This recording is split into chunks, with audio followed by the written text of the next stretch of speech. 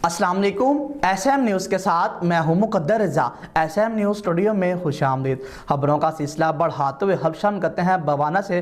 मोहम्मद शरीफ के रिटेलिटी स्टोर से मुबीना तौर पर सामान स्मगल करने की कोशिश नाकाम बना दी गई। आपको बताते चले कि रिटेलिटी स्टोर अमला की मुबीना मिली भुगत से चीनी और घी स्मगल किया जा रहा था।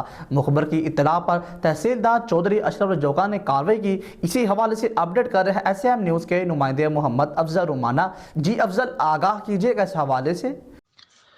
बना मोहम्मद शरीफ के यूटिलिटी स्टोर से मुबैना तौर पर सामान स्मगल करने की कोशिश नाकाम हो गई है। यूटिलिटी स्टोर अमला की मिली भगत से सामान चीनी और घी स्मगल किया जा रहा था। तहसीलदार चौधरी मोहम्मद अशरफ रजौका ने मुखबिर की इतला पर कार्रवाई करते हुए जामियाबाद मोहम्मद शरीफ रोड पर रक्शे को रोका, जिससे यूटिलिटी स्टोर की 560 किलोग्राम चीनी और 420 किलोग्राम घी बरामद हुआ, जिसकी मालियत 1,26,700 रुपये बनती है। तहसीलदार चौधरी अशरफ रजौका के मुताबिक सामान अमीनपुर बंगला भेजा जा रहा था। रक्षा ड्राइवर का कहना है कि इसका नाम अब्दुल इस्लाम है और चक नंबर 30 ज़िला फैसलाबाद का रिहायशी है। किराए पर रक्षा चलाता है और हक निवाज नामी शख्स का सामान लेकर जा रहा था। इससे पहले भी कई बार वो ये सामान स्मगल करता आ रहा है। दूसरी तरफ देखा जाए तो शहरियों को ये कहकर टाल दिया जाता है कि इनको सामान नहीं मिलता, स्टॉक ख़त्म हो गया है। तहसीलदार चौधरी अशरफ के मुताबिक रक्षा को